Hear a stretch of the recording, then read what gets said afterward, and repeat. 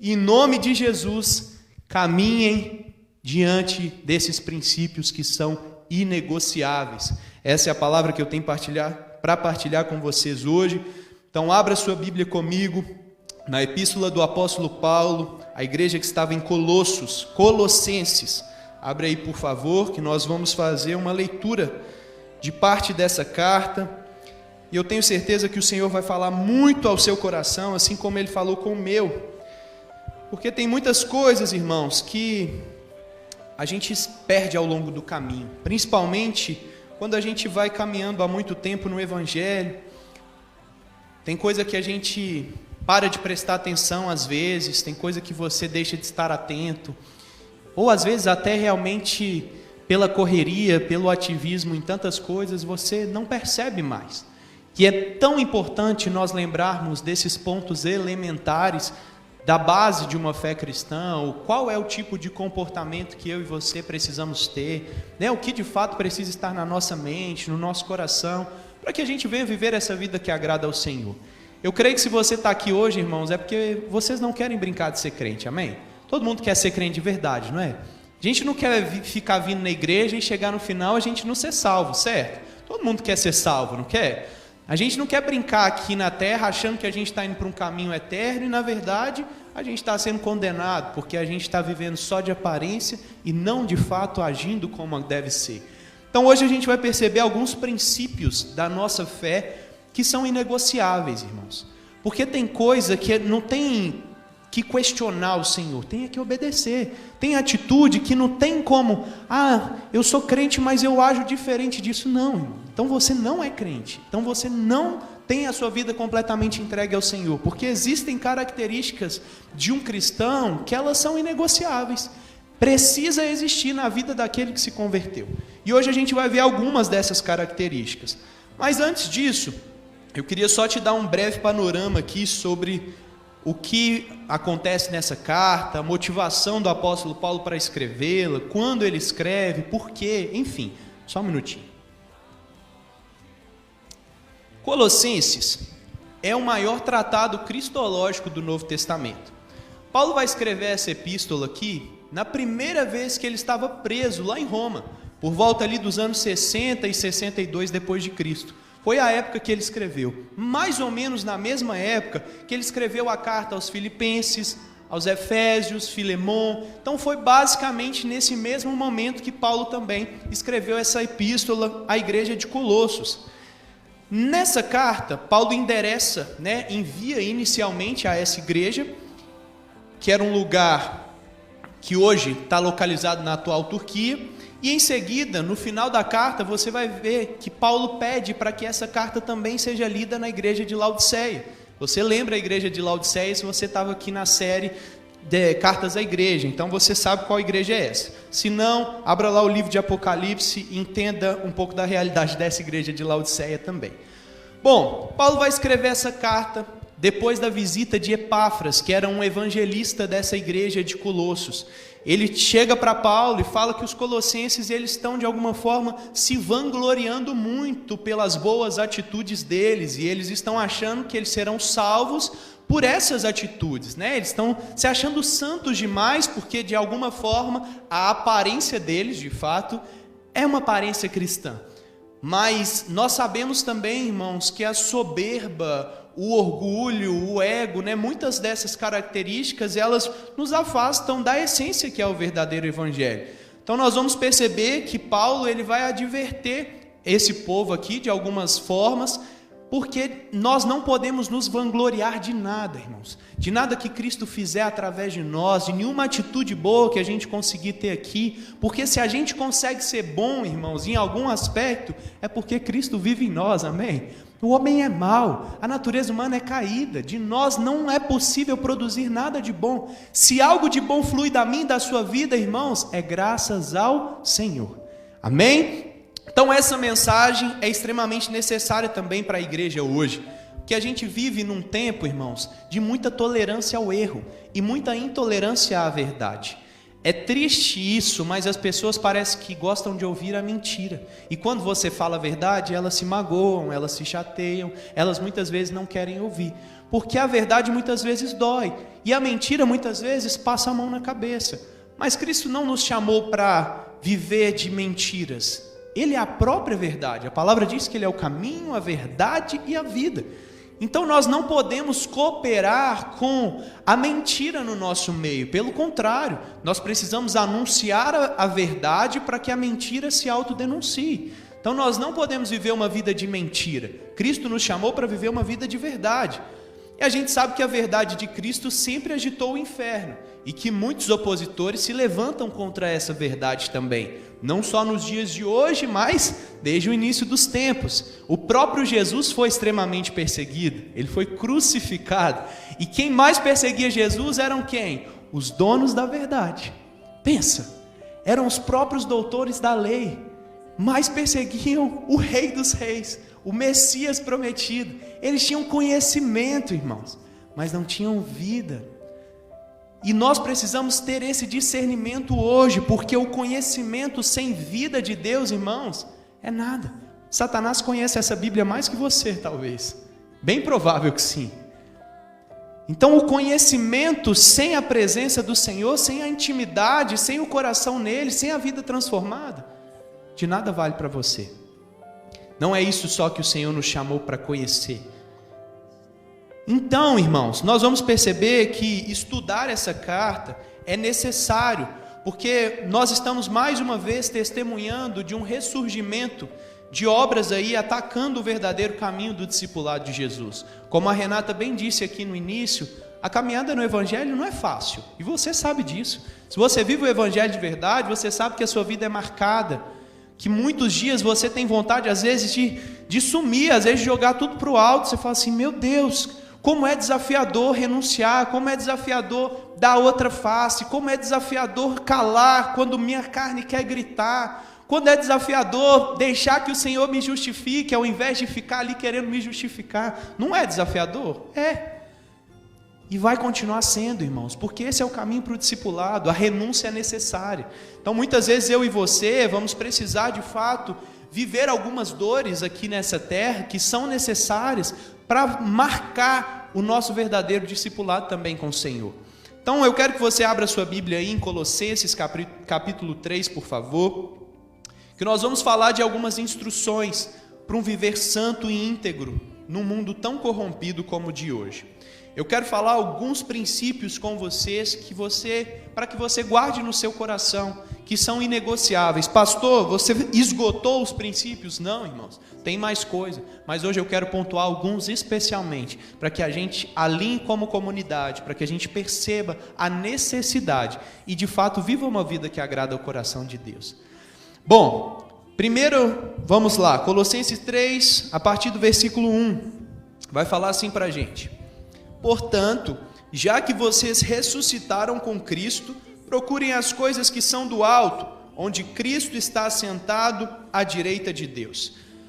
Só até aqui por enquanto. Irmãos, o apóstolo Paulo começa dando essa instrução para um viver santo, dizendo que nós devemos, agora que ressuscitamos com Cristo, ou seja, agora que já temos uma nova vida com o Senhor, agora que decidimos viver para Cristo e morrer a nossa carne, nós devemos pensar, aliás, nós devemos procurar as coisas que são do alto. A nossa mentalidade precisa ser do alto. A nossa atitude precisa ser como a de Cristo. A nossa mente precisa estar cheia das coisas que são de Deus. Só que muitas vezes, irmãos, essa não tem sido a prioridade da nossa vida. E uma das advertências, que nós vamos ver que existem várias aqui, é sobre prioridade. Algo agora precisa ser mais importante para nós, irmãos. Afinal, como o apóstolo Paulo mesmo já disse, o viver é Cristo. Se nós estamos em vida, essa vida precisa declarar um nome que está acima de todo nome, que é Jesus Cristo. Amém? Então, para um viver que agrada ao Senhor, Ele precisa ser o primeiro. A palavra também diz, buscai primeiro o reino dos céus e a sua justiça.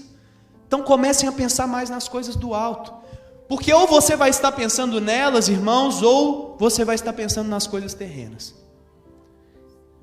E, se eu não me engano, o apóstolo Paulo também escreve que a gente não deve amar esse mundo e nem o que nele há. E se a gente não está amando as coisas que são do Senhor, a gente está amando o mundo. E se a gente está amando o mundo, a gente não está amando o Senhor como Ele merece. Se a gente não está amando o Senhor, a gente não está obedecendo Ele. Se a gente não está obedecendo, a gente também não está declarando a nossa fé, que a nossa fé sem obras é morta. Logo, nós não seremos salvos. Está tudo conectado, irmãos. Então entenda, quer ser um cristão de verdade? Procure as coisas do alto. Pense mais nas coisas que são do Senhor. Pense mais no que você nasceu para ser e para fazer. Sabe, às vezes a gente pergunta tantas coisas para Deus e a gente esquece de perguntar quem nós somos nele. Ai, Senhor, qual vai ser meu próximo emprego? Ai, Senhor, quem eu vou casar? Ai, Senhor, isso e aquilo, onde eu vou morar? Pronto. Você já perguntou quem você é? Porque isso, irmãos, é extremamente necessário para a gente ser efetivo no que o Senhor nos chamou para fazer. Entender quem nós somos nele. Cada um de nós tem algo especial. Existem características, dons, talentos que foram imputados em nós por Cristo. E isso está conectado no que nós vamos fazer nessa terra. Tem um trabalho para cada um aqui. Só que seremos efetivos quando soubermos o que fazer. E tem muita gente rodando em círculos, irmãos, porque ao invés de perguntar para Deus quem é e o que deve fazer, está tentando criar a própria história. E nós não somos bons nisso. Amém? Então procurem as coisas do alto. Cristo precisa ser a nossa prioridade. E depois que Paulo fala que a gente deve procurar essas coisas, no verso de número 2, ele fala assim: mantenha o pensamento nas coisas do alto e não nas coisas terrenas. Ou seja, a gente tem que procurar só no domingo aqui na igreja, irmãos? Só num dia no GC na semana? Não, são todos os dias, irmãos. A nossa mente precisa estar em Cristo. Vocês já ouviram aquele ditado que mente vazia é a oficina do diabo? É real. Fica com a mente vazia para você ver. Se Satanás não vai começar a soprar coisinhas no seu ouvido e rapidamente, sem perceber, você vai começar a cair na dele. É assim. Por isso que essa palavra também nos instrui a meditar nela dia e noite. Pastor, eu vou ficar lendo a palavra dia e noite, eu não vou ter tempo para mais nada. Não, irmãos. Meditar, essa palavra que é usada no meditar, ela tem a semelhança com aquele mascar da vaca. Sabe, quando a vaca come o capim e fica mascando aquele capim, volta, vem. Vocês já viram como que come uma vaca? Não, é assim, ela vai comer o capim ali, só que ela não vai engolir ele, ela vai mascar, e ela vai, eu acho que volta, aí vai, volta. É uma coisa assim, ela fica ruminando aquele negócio ali. Essa é a essência da palavra. Por isso que é tão importante a gente fazer o devocional, irmãos. Comece seu dia entregando o melhor dele para o Senhor. Leia essa palavra. Acordou, a primeira coisa, irmãos, acorda 10 minutos que seja mais cedo, abre a Bíblia, leia que seja um versículo e medite nele o dia inteiro. O tempo todo fala assim: o que será que o Senhor queria falar comigo através dessa palavra? Tem mais. E eu vou te falar que é lindo, irmãos, porque às vezes você vai meditando, de repente você fala assim: meu Deus, como eu não tinha percebido isso antes. Olha o que o Senhor está falando comigo através daquele simples texto. Às vezes você vai ter uma situação no dia que na hora Deus vai te lembrar daquela palavra que você leu de manhã. Fala assim: é sobre isso. Aí dá um clique na nossa mente. Pensem nas coisas do alto e mantenham o pensamento nelas. Amém? Não é um dia, irmãos, é uma vida. Então nós falamos de prioridade, agora nós falamos de constância. Verso 3 e 4 vai falar assim para a gente: pois vocês morreram e agora a sua vida está escondida com Cristo em Deus. Quando Cristo, que é a sua vida, for manifestado, então vocês também serão manifestados com Ele em glória. O que está dizendo aqui, irmãos? Pois vocês morreram. O que fala isso? Renúncia. Lembra que lá no início ele começa a dizer que já que nós ressuscitamos com Cristo, ou seja, já que nós estamos nessa nova vida, só que só ressuscita com Cristo quem o quê? Morreu, renunciou à sua vida, quem entregou o seu eu, para agora nascer de novo e viver uma vida pelo Espírito. Então não tem como nós caminharmos uma vida reta no Evangelho se não houver renúncia da velha vida. Nós precisamos morrer, irmãos. Os nossos sonhos pessoais, os nossos objetivos pessoais, isso tudo precisa acabar. Nós precisamos sonhar os sonhos de Deus, os planos de Deus, os desejos de Deus.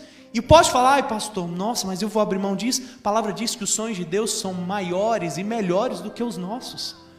Nós diminuímos o que Deus pode fazer, irmãos. Por isso é tão bom entregar tudo na mão dele, que tem o controle, a autoridade e a soberania para fazer da melhor forma. Então decidam viver os sonhos de Deus, a vida de Deus, porque é isso que ele deseja para nós. Então renunciem. O velho homem precisa ser sacrificado, irmãos. Se a gente não for à cruz com Jesus, irmãos, a gente não ressuscita com ele. Se a gente não entregar a velha vida, irmãos, não tem nova vida em nós. Nós nos oferecemos como sacrifício vivo ao Senhor. Esse é o culto racional prestado ao Senhor. É oferecer o nosso eu, para que da pequenez que nós somos, ele possa crescer e fazer obras extraordinárias. Quando a gente renuncia à nossa identidade, irmãos, em favor de Cristo, nós recebemos a identidade de Cristo em nós. E quando nós recebemos a identidade de Cristo em nós, irmãos, o Senhor olha para nós com outro olhar. Nós não somos mais separados de Deus, inimigos de Deus, mas somos reconciliados com Cristo, através de Cristo. Amém? Então, prioridade, constância, renúncia, e no verso 5 ele vai falar, e assim, ou seja, tendo morrido, façam morrer tudo que pertence à natureza terrena de vocês. Exemplos: imoralidade sexual, impureza, paixão, desejos maus e a ganância, que é a idolatria. Irmãos, se a gente renunciou à velha identidade, a gente pode continuar agindo como o velho homem? Não. Então, se você se entregou como sacrifício vivo a Deus, a sua vida agora precisa ser em luta contra o pecado, porque a gente sabe que o velho homem e a velha mulher não morreram lá no batismo, não é? A gente precisa matar eles todo dia, não é? Tem dia que você acorda e fala assim, o que é que o velho homem está fazendo aqui? O que é que a velha mulher está fazendo? Não é assim? Porque os nossos impulsos carnais continuam. Então precisa haver o quê? Disciplina. Nós fortalecemos o espírito e lutamos contra a nossa carne, a nossa natureza. Então o homem e a mulher que querem viver uma vida que agrada ao Senhor, precisa lutar contra o pecado, irmãos.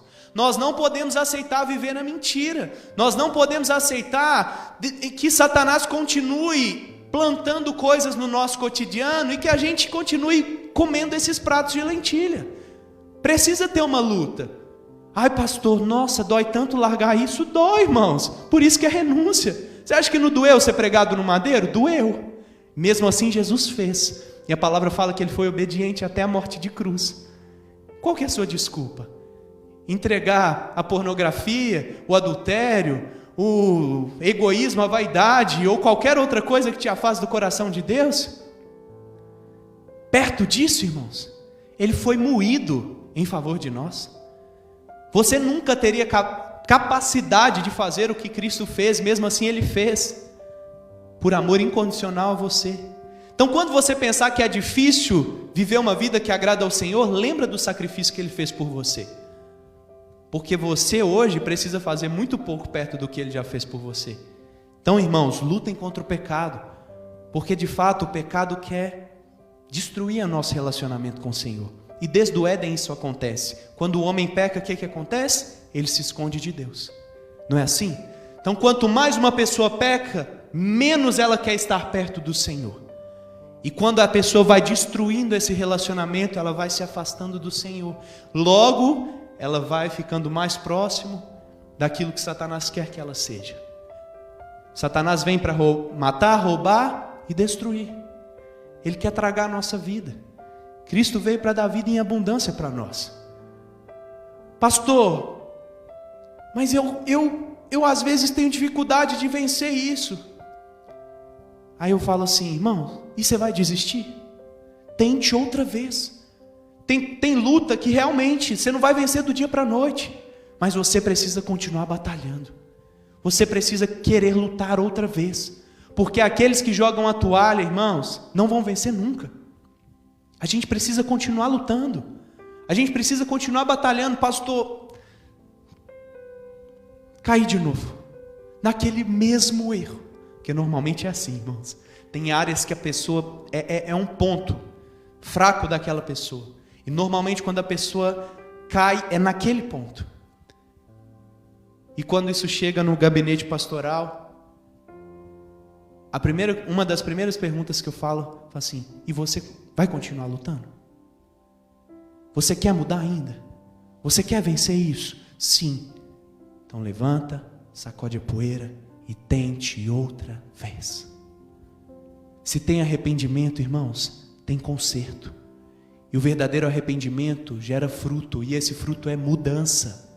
Se a gente quer mudar, irmãos, o Senhor vai nos capacitar para mudar. Agora, se a gente desistir, aí a gente não vai vencer nunca. E se a gente não vencer, irmãos, não vai ser bom para nós. Então o novo homem precisa lutar contra o pecado. Verso de número 6 e 7 vai falar assim: é por causa dessas coisas, que coisas, irmãos?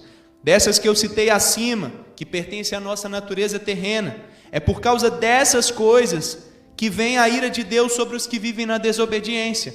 Ou seja, aqueles que não caminham nos princípios do Evangelho, aqueles que negociam a atitude, aqueles que se vendem para o pecado, eles desobedecem a Deus. E aqueles que vivem na desobediência desfrutam da ira de Deus.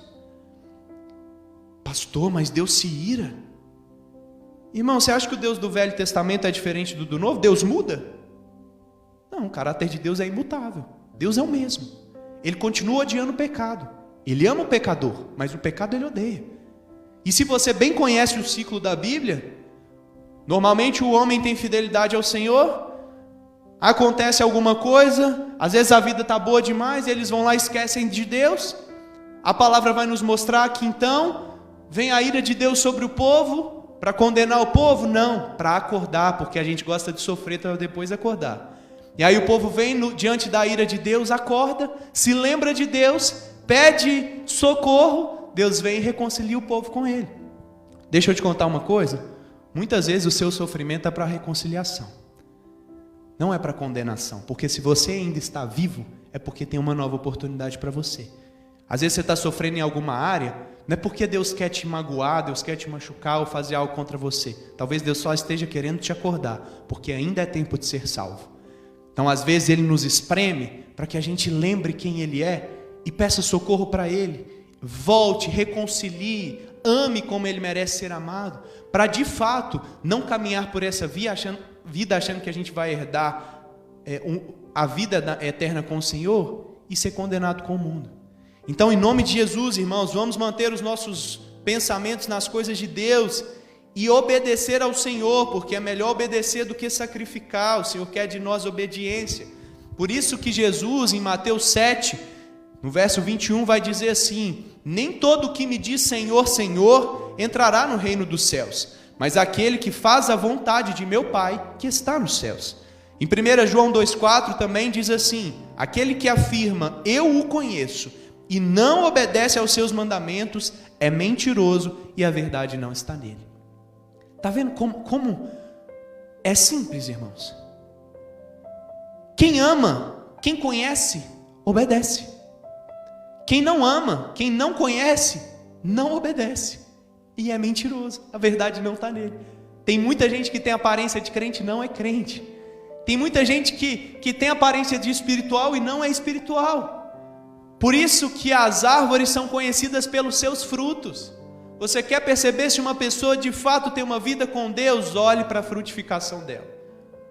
A gente pode até passar batido na primeira e na segundo encontro, no terceiro, por aí.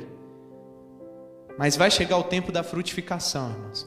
E se a gente não vê fruto que agrada o coração de Deus, você vai saber que a raiz não está conectada no lugar certo.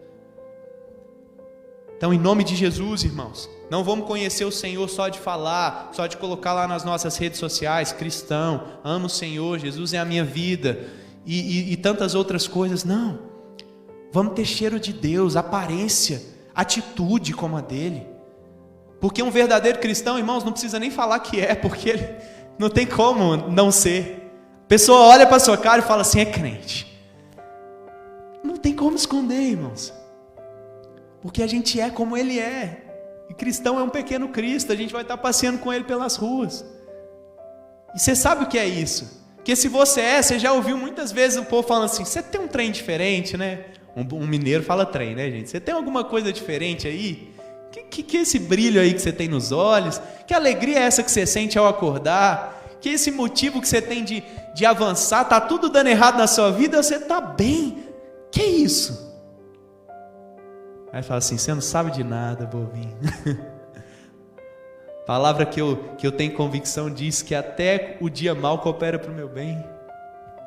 Porque eu amo o Senhor, então todas as coisas cooperam para o bem daqueles que amam a Deus. Irmãos, até o dia mal está cooperando para o bem. Amém? Por isso, entreguem, verso 8. Mas agora abandonem todas essas coisas: ira, indignação, maldade, maledicência e linguagem indecente no falar. Irmãos, abandonar não é, como é que eu posso dizer? Uma palavra semelhante. Não lembrei. Enfim. Se eu coloco isso aqui com a intenção de pegar de volta, não é abandono. Abandono é eu colocar isso aqui, virar as costas e ir para um outro lugar agora. Eu esqueci daquilo. Eu não quero aquilo mais para mim. Isso é abandono. Abandono, segundo o dicionário, é retirar-se de um local. Antes nós vivíamos num ambiente de escravidão. Antes nós vivíamos num ambiente, obrigado, Rafa, num ambiente onde o pecado era natural para nós. Antes a mentira era normal, o adultério era normal, a pornografia era normal e tantas outras coisas que afastam a gente do coração de Deus. Mas nós decidimos renunciar à nossa carne e batalhar contra o pecado. E agora eu abandonei esse velho ambiente e vivo agora, não mais onde abunda o pecado, mas no lugar onde superabunda a graça de Deus na minha vida.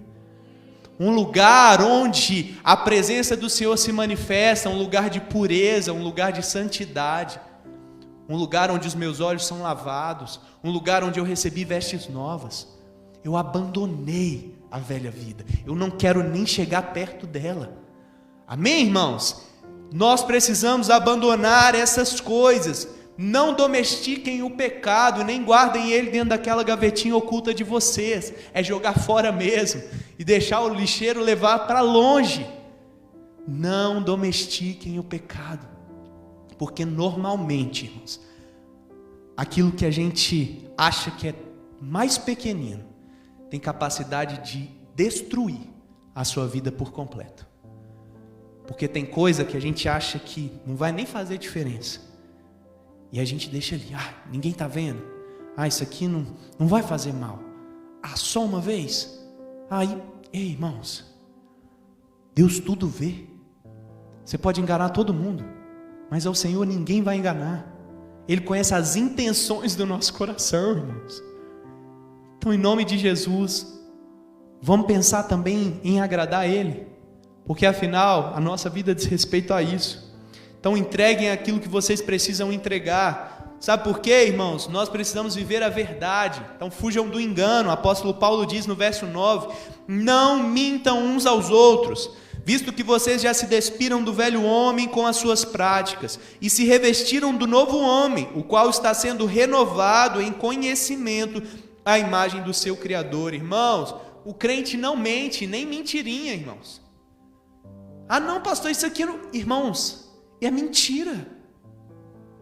Cristo é verdade, a gente não mente. Pastor, mas meu patrão me mandou mentir. Irmãos, você quer agradar o seu patrão ou Deus? Mentira não agrada o coração de Deus. O pai da mentira é Satanás. O Senhor é o dono de toda a verdade.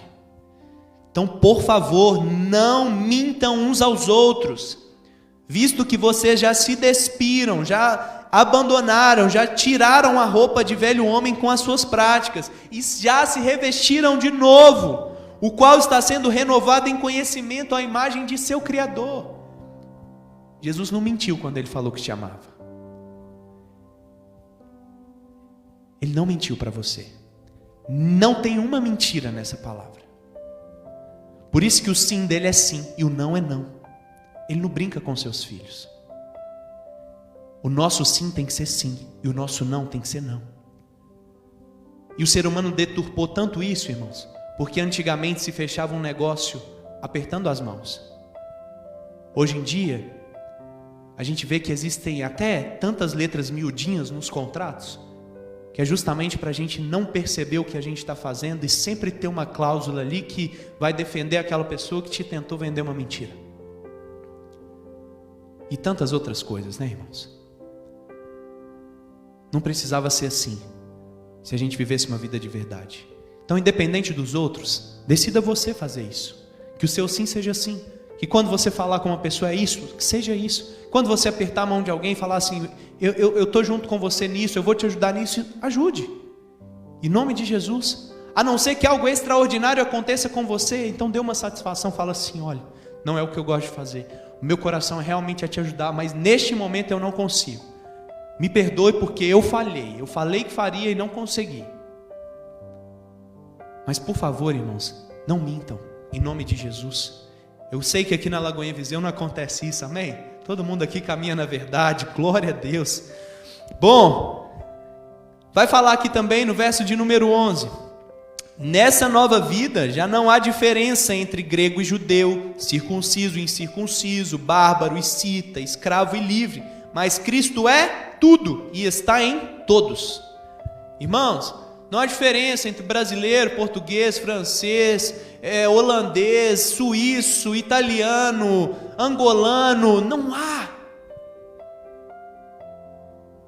Nós precisamos ser feitos à imagem e semelhança do Senhor. Nós precisamos refletir quem Ele é. Independente da aparência física que nós tivermos, irmãos, precisa apontar para Ele se nós estamos nele, amém? Ele morreu por todos, até para aquelas pessoas que você não gosta, Ele morreu por elas também. E a gente precisa aceitar isso. Então, em nome de Jesus, sejam semelhantes ao Senhor. E lembrem-se que o Pai é nosso. Não é o meu Pai, embora Ele seja meu também. É nosso Pai. É o nosso amigo. É o nosso intercessor. É o nosso consolador. É o nosso Salvador. É nosso. Amém? Se é nosso, lembrem-se também que nós fazemos parte de uma família. Amém? Então ajam como família. Cuidem, amem, se importem, sejam resposta uns para os outros, ajudem. Tenham compaixão, zelo, em nome de Jesus. Se estamos nele, precisamos ter a mesma atitude que ele tem, afinal, ele é tudo e está em todos. Verso de número 12. Portanto, como povo escolhido de Deus, santo e amado, revistam-se de profunda compaixão, bondade, humildade, mansidão e paciência. Irmãos, nós nos despimos da velha veste, então nós precisamos nos revestirmos da nova veste agora. Se a gente abandonou as velhas, a gente precisa colocar as novas. E as novas, irmãos, precisam ter novas atitudes. E essas novas atitudes, algumas são citadas aqui. Revistam-se de profunda compaixão, bondade, humildade, mansidão e paciência. Irmãos, precisa ter algo novo a partir dessa atitude. A verdadeira conversão, ela tem mudança de vida. Vão frutificar coisas boas em nome de Jesus. Se você era impaciente, irmãos, em nome de Jesus eu declaro paciência sobre a sua vida. Se você não era manso, em nome de Jesus eu declaro mansidão. E está aqui uma prova viva de que o Senhor faz. Tem gente que olha e fala assim, não pastor, você é tão mansinho. Às vezes até a hora no jeito de você falar, tem gente que até dorme. Eu sei, irmãos, mas nem sempre foi assim. Isso é graça. Isso é graça. E se eu sei que se eu parar de lutar contra o velho homem, rapidamente ninguém vai gostar mais de mim. Porque já é difícil gostar de mim sendo assim. Sendo o velho homem, então, é mais difícil ainda, irmãos. Por isso eu falo com vocês como alguém que sabe o que é lutar contra o pecado. Porque eu não estou num nível diferente de vocês. Nós somos irmãos. Nós estamos na mesma batalha. Eu também preciso renunciar ao velho homem, eu também preciso lutar contra o pecado, eu também preciso vencer o mal que me rodeia, eu também preciso vigiar. Todos nós. Amém? Então vamos junto. Vamos ter nova atitude, vamos revestir de compaixão, de bondade, de humildade, de mansidão e paciência, ainda quando a nossa carne deseja o contrário. Não deixa ela vencer não, irmãos. Verso 13 vai falar assim: suportem-se uns aos outros e perdoem as queixas que tiverem uns contra os outros. Perdoem como o Senhor lhes perdoou. Eita, aí é difícil, hein? Pensa, perdoar como o Senhor te perdoou. Tem algo que o Senhor não possa perdoar, irmãos? Pensa nas coisas mais terríveis que você fez que o Senhor já te perdoou. Agora pensa naquelas pequeninas que você está devendo perdão para alguém. Perdoem como o Senhor te perdoou. É tão lindo que quando Jesus ele ensina a oração do Pai Nosso como uma oração modelo para nós, ele ensina a gente a orar: perdoe as nossas dívidas, assim como perdoamos os nossos devedores. Se Jesus te perdoar da forma que você tem perdoado hoje, você vai para o céu? Ou você vai ficar em dívida com Ele ainda? É para refletir, irmãos. Porque se é assim como, e se a gente está devendo perdão para alguém, irmãos, se não tem perdão para nós, está complicado. Entregue o que você recebeu do Senhor, irmãos. A gente recebeu misericórdia, dê misericórdia. Recebeu amor, dê amor. Recebeu perdão, dê perdão. Recebeu um abraço dele, dê um abraço. Vamos dar mais aquilo que a gente recebe. Que o nosso Senhor é uma fonte inesgotável e dele vai fluir vida o tempo inteiro, e só coisas boas, irmãos. Do Senhor não pode proceder mal algum. Então pensa, da gente também não. É difícil, eu sei, eu estou no mesmo caminho que você. Tem hora que a gente não quer, e vai ser uma batalha entre carne e espírito, mas que a gente prevaleça no espírito, para que ele vença. Porque de fato, irmãos, nós não somos merecedores do amor de Deus, e a gente não pode achar que as pessoas têm que merecer o nosso também. A gente ama porque Ele nos amou primeiro. Amém? Estão comigo? Por isso, no verso 14, o apóstolo Paulo vai dizer: acima de tudo, ou seja, de tudo isso que o apóstolo Paulo mandou revestir aqui, ele falou: acima disso tudo, porém, revistam-se do amor, que é o elo perfeito. Irmãos, Deus é amor, Ele é o próprio amor. Deixa eu te lembrar o que é amor. O apóstolo Paulo escreveu algo lá na primeira carta também aos Coríntios. Ele fala que o amor é paciente. Olha a paciência aí de novo. Que o amor é bondoso. A bondade aí de novo. O amor não se inveja, irmãos. Não se vangloria. Não se orgulha. Não maltrata.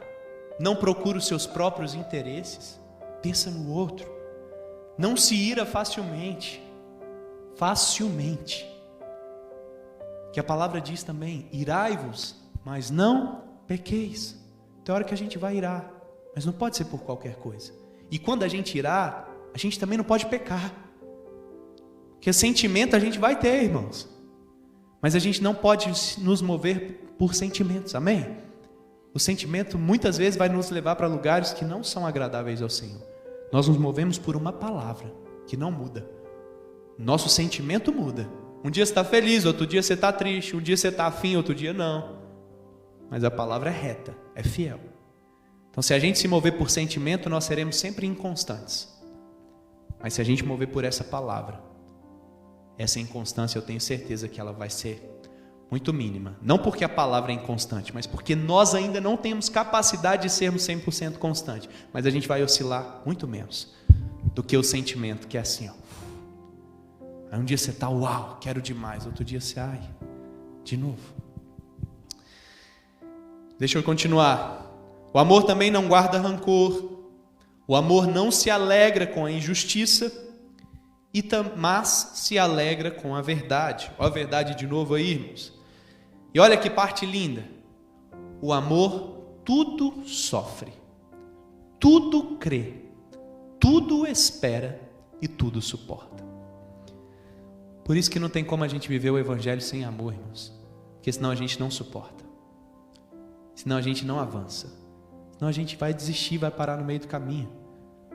Porque o amor é paciente, ele vai esperar o tempo certo. O amor vai suportar as aflições, as angústias, as decepções. O amor vai suportar. Por isso que a gente tem que amar uns aos outros, senão a gente não consegue suportar uns aos outros, irmãos. Porque nós somos imperfeitos e nós vamos falhar, e não é uma vez, são muitas vezes. Mas quando a gente escolhe amar, a gente tudo suporta. Em amor. Amém? Me ajuda a pregar, irmãos. Verso 15. Vai falar assim: que a paz de Cristo seja juiz em seu coração, visto que vocês foram chamados para viver em paz, como membros de um só corpo. Unidade. Irmãos, o povo de Deus tem que ser unido. A gente tem que caminhar como um só corpo. Jesus fez uma oração linda, tá descrita lá em João 17. Eu guardo isso no meu coração, irmãos, sempre. Ele fala assim com o Pai: dei-lhes a glória que me deste, para que sejam um, assim como nós somos um, eu neles e tu em mim. Que eles sejam levados à plena unidade, para que o mundo saiba que tu me enviaste e os amaste como igualmente me amaste. Irmãos, Ele nos deu a glória que o Pai deu a Ele, para que sejamos um com Ele, assim como Ele e o Pai são um. Para que quando o mundo olhar para nós, irmãos, eles percebam que de fato Cristo foi enviado por Deus, reconciliou o povo com Deus de volta, foi entregue no madeiro em favor dos nossos pecados, pagou a dívida impagável, e agora nós fomos reconectados com esse Senhor. Quando nós nos caminhamos em unidade, irmãos, essa palavra está dizendo: o mundo saberá que foi o Pai quem enviou o Filho para cumprir essa obra perfeita. É Jesus que está dizendo, irmãos. E assim, o mundo também saberá que Deus nos amou assim como amou a Cristo. Deus amou os imperfeitos assim como amou o perfeito. Porque através desse sacrifício, desse sangue, irmãos, nós fomos comprados, justificados. Amém? Só eu creio nisso, irmãos. Parte B vai falar assim para a gente: e sejam agradecidos. Ô gente, não murmura não. Vamos agradecer mais. O Senhor está fazendo tanta coisa. Tem muita coisa para ser feita, eu sei, irmãos. Tem muita coisa para a gente melhorar aqui na igreja, eu sei. Mas a gente está acertando em algumas coisas também. Vamos agradecer o Senhor por isso. A gente já venceu algumas batalhas, vamos agradecer o Senhor por isso. Se a gente sempre olhar para a imperfeição, irmãos, a gente nunca vai conseguir ser agradecido. Já viram aquele ditado da parte vazia e cheia do copo? Tem gente que só foca na parte vazia, irmãos. Olha um pouquinho para a parte cheia que você vai encontrar muitos motivos para agradecer ao Senhor. Não só pela igreja, mas pela sua vida, pelo seu trabalho, pela sua família. Encontre motivos de gratidão, irmãos. Não tem ninguém que não tenha, todos nós temos. E muitos, irmãos. Sabe, nós recebemos uma pessoa recente aqui na igreja que todas as vezes que eu converso com essa pessoa, eu fico constrangido, irmãos.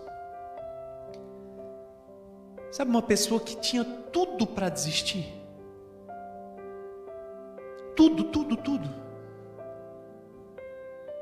Perdeu o pai ainda criança. E numa situação delicada. Junto ao irmão e à mãe. De repente, Deus envia um outro marido para a mãe.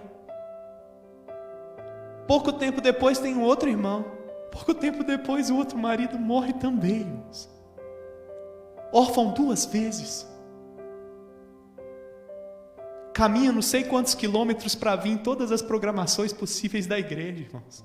Toda vez que fala do evangelho, brilha os olhos, tem fome, tem desejo, ama o Senhor e agradece pela oportunidade de estar de alguma forma vivendo as coisas que são de Deus. Aí você olha assim e fala assim, cara, e a gente reclamando porque Deus não deu um novo telefone às vezes. Porque a gente não conseguiu fazer a viagem que queria. Porque a gente está cansado, sendo que tem um carro na sua porta para te trazer para a igreja. Tem famílias caminhando de longe, porque tem fome e sede do Senhor, e você, muitas vezes, se chuviscar, você já não tem mais desejo de buscar o Senhor, irmãos. Onde está a nossa motivação? Tem que constranger a gente, irmãos.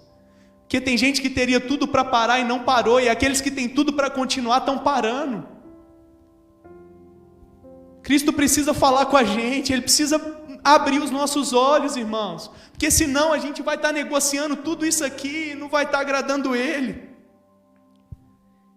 Independente das circunstâncias, das aflições e das dificuldades, agradeçam. Salmo 136 fala: deem graças ao Senhor, porque Ele é bom e o seu amor dura para sempre. O profeta Abacuque também diz no capítulo 3, eu tenho certeza que você conhece esse texto, ele fala assim: mesmo não florescendo a figueira, não havendo uvas nas videiras, mesmo falhando a safra de azeitonas, não havendo produção de alimento nas lavouras, nem ovelhas no curral e nem bois nos estábulos, ainda assim eu exultarei no Senhor e me alegrarei no Deus da minha salvação. Amados, deixa eu te falar uma coisa. Você já recebeu muito mais do que você merecia. O que Jesus te der a partir da salvação é graça purinha. A salvação já é graça, mas além dela, irmãos, a gente não tem direito de pedir mais nada, porque a gente já recebeu demais. Então, se alegre já pela salvação, porque já é um motivo suficiente para você se alegrar. Não deixe que a tristeza das coisas terrenas te roubem a alegria das coisas eternas e celestiais. Amém, igreja? Vocês estão entendendo o que o Senhor está fazendo a gente refletir hoje aqui? Por isso que é tão necessário pensar nas coisas do alto, irmãos. Porque se os nossos pensamentos estiverem nelas, eu garanto para vocês que vocês não vão acordar de manhã mais pensando em desistir, em desanimar. Porque vocês entenderam completamente o sentido do que é estarmos aqui, que isso aqui é passageiro. Vocês vão parar de perder tempo tentando ganhar a vida, irmãos. Porque vocês entendem que a vida eterna, a vida verdadeira consiste em alguém. Nós já temos essa vida, nós já temos esse alguém. Isso vai acabar, vai passar, e a gente vai para uma etapa superior, irmãos. Não é sobre vencer aqui, irmãos. Não é. Por isso, priorize sua família. Cuide dos seus. Valorize o tempo de mesa. Ame as pessoas, irmãos. Pode tomar um café com alguém hoje? Esquece seu telefone um pouquinho. Esquece o trabalho um pouquinho. Olha nos olhos. Fala que ama hoje. Abrace hoje. Às vezes a gente está correndo igual louco para tentar ganhar o quê, irmãos? Às vezes a gente quer juntar, comprar, ter.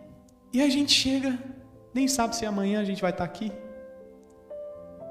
Ou se amanhã a pessoa que a gente queria estar vai estar com a gente. Tem pais que gastam a vida para trabalhar, para dar algo para o filho, irmãos. E esquecem que o que o filho mais precisa é do pai, e não do que o pai pode dar para ele. Presença, irmãos. Nós precisamos valorizar as pequenas coisas, irmãos. E quando nós pensamos nas coisas do alto, a gente aprende a valorizar essas pequenas coisas. E deixa eu te contar uma coisa, a felicidade está nelas. Porque quando você está com pessoas que você ama, pessoas que você tem prazer, você vai se alegrar, irmãos. Eu brinco com a minha esposa e ela sabe disso. É tão especial, irmãos. Momentos simples que a gente tem. A gente tem, não sei o que acontece. A gente deita para dormir, não sei se é porque o corpo relaxa. A gente começa a cair na gargalhada por nada. Kathleen está ali na porta, ela sabe disso. Juliana mora lá em casa, ela vê isso também. Ela fala assim: de que vocês estão rindo? Não sei. Mas, irmãos, é pala, sabe que eu falo assim: Kathleen, eu acho que eu estou rindo da sua risada e você da minha, porque não tem condição. É impressionante, irmãos. Valorize essas pequenas coisas. Cultive. Qual foi a última vez que você caiu na gargalhada com seu cônjuge? ou que você sentou na cama para comer alguma coisa e assistir um filme com aquela pessoa, ou que você sentou num café. Eu e Kathleen, nós normalmente agora tomamos sempre um cafezinho na hora do GC aqui da igreja. Então a gente vem e deixa o Gael. Pais, façam isso, invistam na vida dos seus filhos, tragam as crianças para o GC Kids, está sendo especial demais esse tempo ali, e aproveitem, tenham um tempo de qualidade como casal. A gente sentou esses dias ali na pracinha, a gente nunca tinha sentado ali, sentamos dois, pedimos um cafezinho, compramos uma barrinha de chocolate, amargo porque a gente está de dieta, mas foi um tempo doce, irmãos, e prazeroso. A gente ficou lá um olhando para a cara do outro, partilhando coisas simples, valorizando, tendo tempo de qualidade, como ela me diz. É isso, irmãos. A gente tem motivo demais para agradecer, amém? Perdoa porque eu estou estendendo um pouquinho, mas eu preciso entregar essa palavra completa para vocês. Mas eu já estou acabando, prometo. A gente já vai cear. Depois, irmãos, o apóstolo Paulo vai falar assim com a gente. Verso de número 16. Habite ricamente em vocês a palavra de Cristo. Ensinem e aconselhem-se uns aos outros com toda a sabedoria. Irmãos, para ensinar e aconselhar com sabedoria, a palavra de Deus precisa habitar em nós, irmãos. Por isso que é tão necessário a gente ler essa palavra. A instrução é de Cristo. Por isso que quando alguém às vezes olha para mim e me vê como um pastor jovem, achando que eu não passei por todas as coisas ainda nessa vida, eu realmente não passei, irmãos. Mas eu tenho instrução de alguém que conhece o início, o meio e o fim de todas as coisas. Eu não preciso ter passado por tudo para saber aconselhar sobre tudo, porque aqui tem instrução sobre tudo. Eu preciso conhecer aquele que sabe de todas as coisas para que eu possa instruir como ele instruiria qualquer pessoa. É conhecimento, irmãos. Habite ricamente em você a palavra de vida. Em nome de Jesus, eu e você como cristãos precisamos meditar nas Escrituras. O apóstolo Paulo escreve para Timóteo assim, que toda a Escritura é inspirada por Deus e útil para o ensino, para a repreensão, para a correção e para a instrução na justiça. Deus não usou homens para escrever isso aqui à toa. Tem propósito para nós, é necessário. Conheçam essa palavra. Estudem ela. Sabe por quê? Porque ela é útil para tudo isso, para que o homem de Deus e a mulher de Deus sejam aptos e plenamente preparados para toda boa obra que é dele. A palavra prepara a gente, ela nos molda o nosso caráter, as nossas atitudes, nos confronta, nos ensina. Amém? A palavra também diz: conhecereis a verdade e a verdade vos... E às vezes a gente está preso em algumas coisas por falta de conhecimento. Então habite ricamente a palavra em vocês, irmãos. E para a gente finalizar, o grupo de louvor já pode subir. Parte B desse versículo fala assim: e cantem salmos, hinos e cânticos espirituais com gratidão a Deus em seu coração, irmãos. Nós não precisamos só louvar a Deus quando está tudo bem, ou só orar ao Senhor quando está tudo bem, não, irmãos. Como eu já te disse, você tem motivos para agradecer e para louvar o Senhor todos os dias da sua vida. Só pela salvação, irmãos, você já poderia ficar a sua vida inteira adorando, louvando, agradecendo. Lembra de Paulo e Silas quando estavam na prisão? Açoitados, foram presos por estarem cumprindo o ID deles, por expulsarem demônios de uma mulher possessa. E aí eles estavam na prisão tristes? Era? Vocês lembram do texto? Eles estavam na prisão amargurados, murmurando ao Senhor? Não. A palavra vai dizer que eles estavam na prisão, orando e cantando ao Senhor. Presos, irmãos, por estarem cumprindo o ID do Evangelho. Então nós temos motivo sim para cantar ao Senhor, para louvar o Senhor. Por isso, na hora do louvor, não se distraia não, adore, cante, exalte o nome do Senhor. Salmo 150 vai falar assim: aleluia, louvem a Deus no seu santuário, louvem-no no poderoso firmamento, louvem-no pelos seus feitos poderosos, louvem-no segundo a imensidão da sua grandeza, louvem-no ao som de trombeta, de lira, harpa, tamborins, danças, instrumentos de corda, flautas, cimbalos sonoros, Cimbalos ressoantes, tudo que tem vida, louve ao Senhor. Vocês têm vida? Está todo mundo vivo aqui? Então louvem ao Senhor. Fica de pé no seu lugar em nome de Jesus.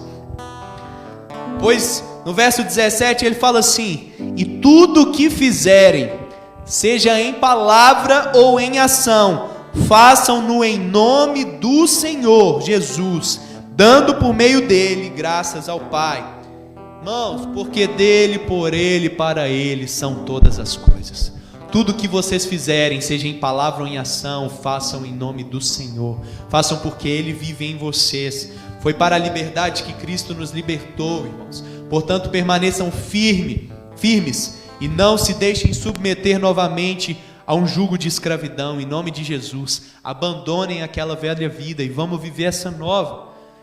Vou ler o último texto aqui para a gente concluir, irmãos, para vocês lembrarem de quem merece todas essas coisas. Nosso Jesus, irmãos, é a imagem do Deus invisível. Ele é o primogênito sobre toda a criação, pois nele foram criadas todas as coisas no céu e na terra, as visíveis e as invisíveis, sejam tronos ou soberanias, poderes ou autoridades. Todas as coisas foram criadas por ele e para ele.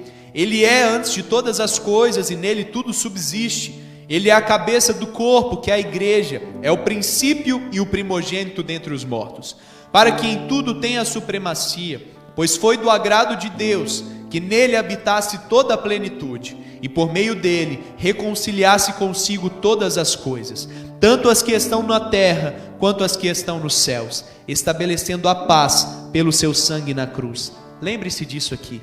Antes, vocês estavam separados de Deus, e na mente de vocês eram inimigos por causa do mau procedimento de vocês. Mas agora ele os reconciliou pelo corpo físico de Cristo, mediante a morte, para apresentá-los diante dele santos, inculpáveis e livres de qualquer acusação. Presta atenção nesse último versículo aqui. Desde que continuem alicerçados e firmes na fé, sem se afastarem da esperança do Evangelho. Existem princípios inegociáveis, irmãos, para que a gente possa de fato viver a vida abundante que há no Senhor. Não abra mão deles em nome de Jesus.